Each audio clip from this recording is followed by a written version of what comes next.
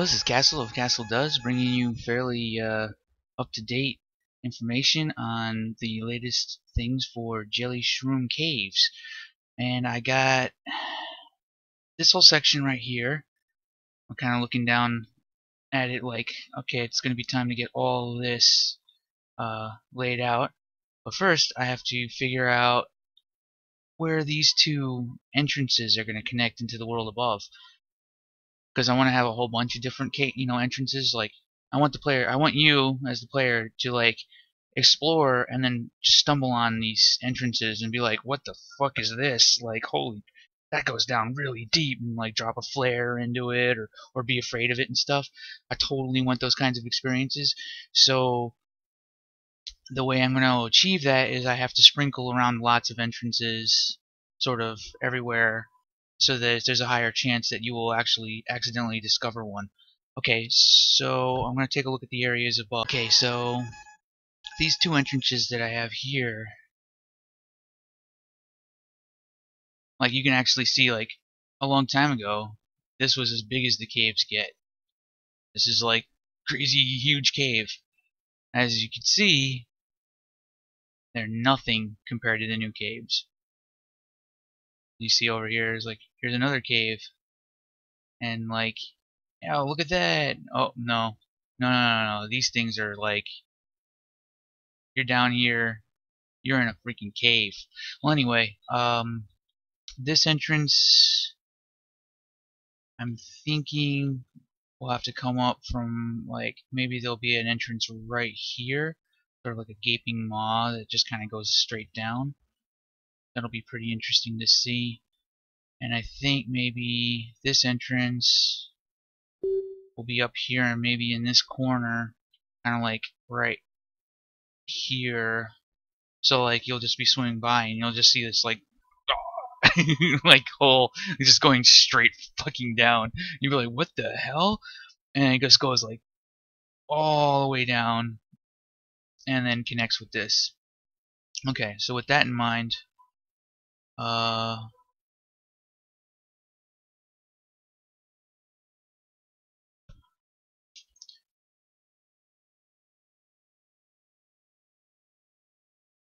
it'll be a bit of a tunnel when you're getting to this area.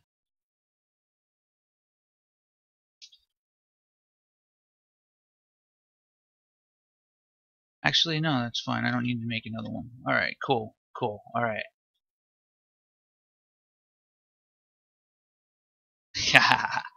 So, how will this one line up? This one will line up.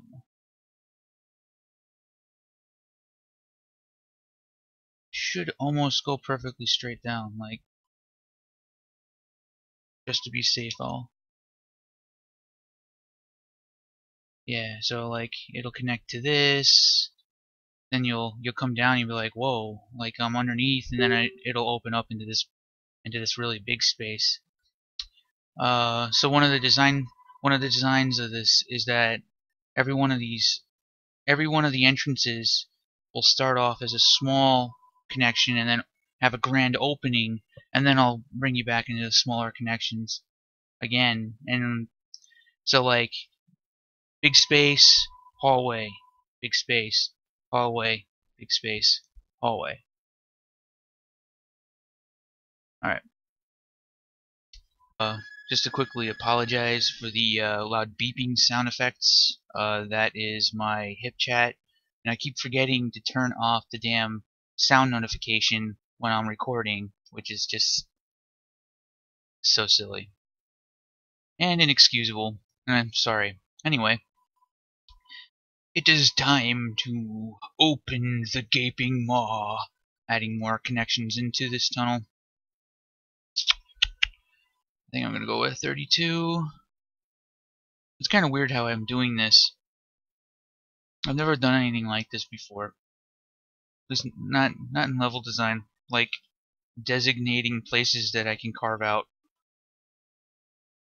Can't remember the last engine that I've ever worked with like that was this way.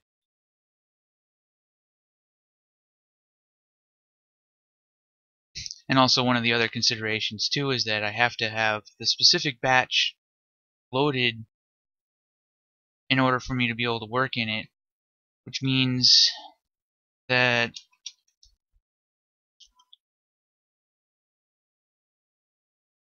I'm not able to just like load a big chunk of the world and then just start placing these blocks around. I have to like plan out ahead of time where I want the blocks to be, and then unload all of the batches, load up the very specific one, and then start putting blocks in so that I can begin carving out the world. And as far as I can tell, I want this to come out in a slightly different spot. Like, I want it to kind of come out. Where would be the best spot to bring it in? Like right here, right? Like where there's already kind of a vertical connection. People are more likely to see things if they're on a wall rather than if they're in the ground, like a direct straight shot. Like a lot of people probably never even see this cave over here because the cave entrance is straight down, and most people are usually looking forward, and they'll miss it. So in this case, maybe what I'll do is kind of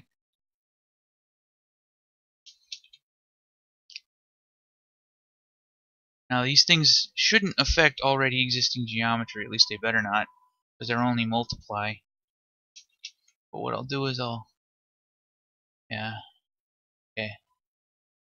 See, one of the weird things is that the caves right now, there's already a whole bunch of caves in the world, but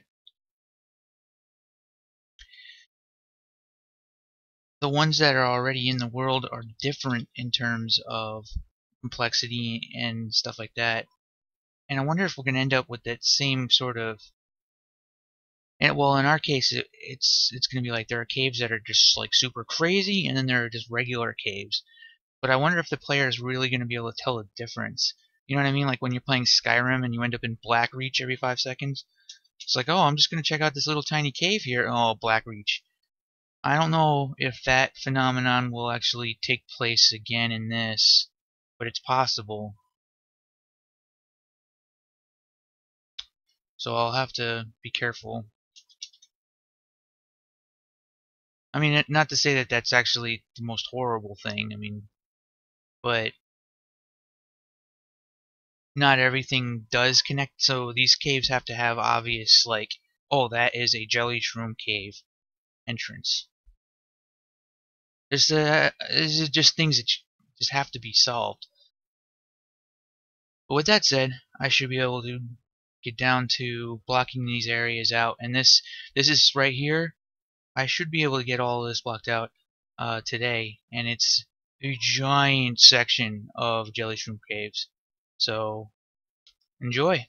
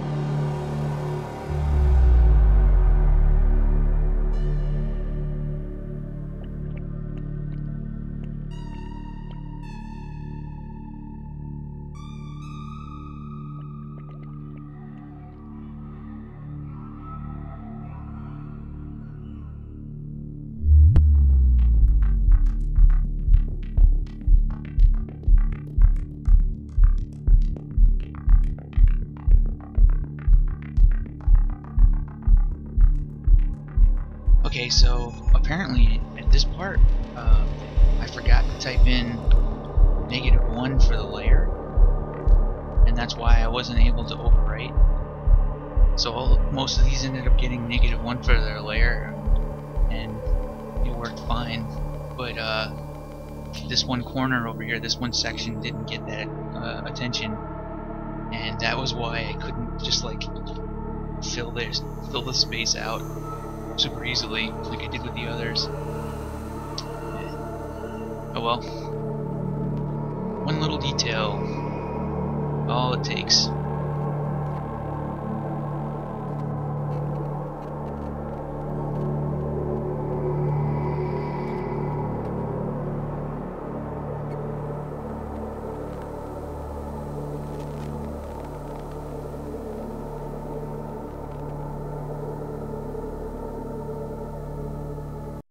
Alright, so after fixing up a few quirks and kind of getting everything in place, one of the things I like about this technique is that once I make the tiles that I can dig into visible, it makes it a lot easier for me to know the shape of the cave while I'm digging into it. Just sort of like an unexpected, just sort of a weird technique that kind of cropped up on its own just by using the tools. It wasn't really planned to be used that way.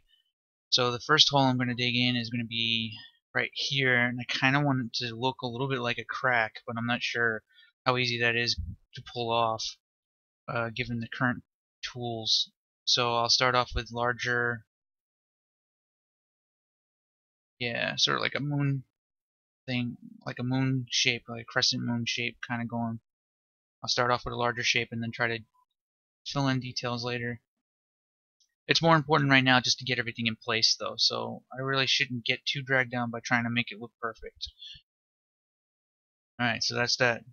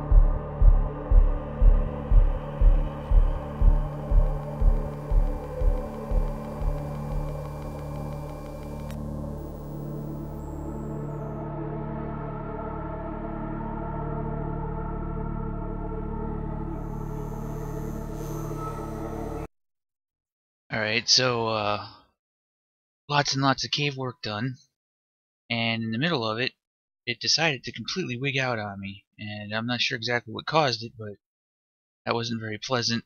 It sort of like removed the controls completely, made the camera go weird, and then I realized that even outside of the editor, like I went to go in a hip chat and I went to try and chat, and like I think maybe my keyboard is the problem, and like I start closing windows randomly.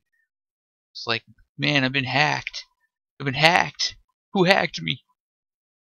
So I'm going to continue working. I don't think any work was lost. Nothing was lost. Good. Yeah. So I'm kind of thinking about it as I'm building it, but maybe what I want to do is at first focus on the immediate, just like I'm doing right here, the immediate areas around each of the entrances, because I want to have at least four to six more entrances into the caves that'll be exactly like this, and I just detail them out, and then I'll consider these other areas that aren't near an entrance. I'll consider those sort of like deep caves, and I'll get to those last. So I'll focus on the entrances first and all of the areas that surround the entrances. I think that makes sense, actually.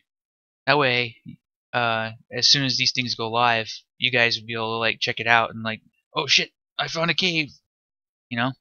Okay, so that's what I think I'm gonna do, but I still have a lot of detailing to do in this area in order for me to get to that point. So, anyway, back to the time lapse.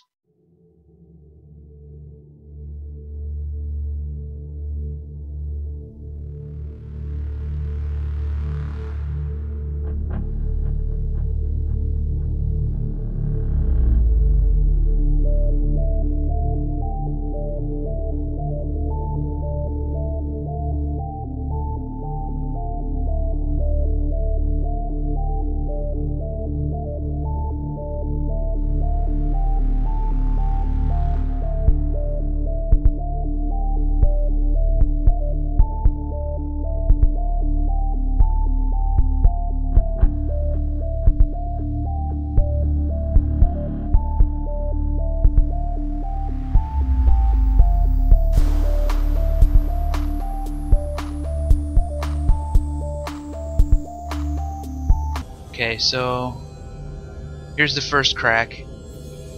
That looks like something the player. I think that's somebody you'll kind of happen on that and be like, what's this?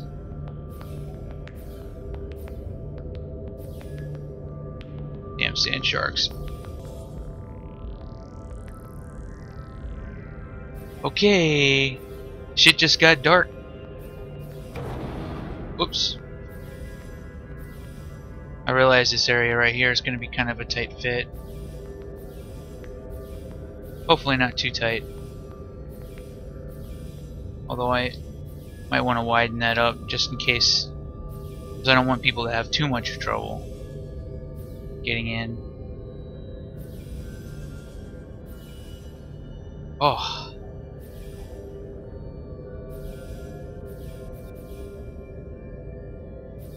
Yeah, look at that.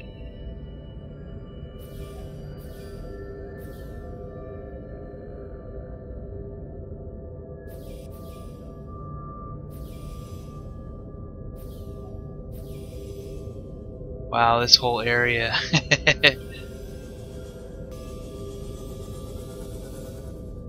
I like these more open caves. I might go back to the other caves that I made and make them more open like this. Yeah. This is going to be pretty fucking cool. So I'll start working on the other entrances pretty soon. Well, tomorrow, pretty soon. This is an ongoing process. You're watching it pretty much happen like as it's happening too. You're like a day late, that's about it. Ooh, that hurt.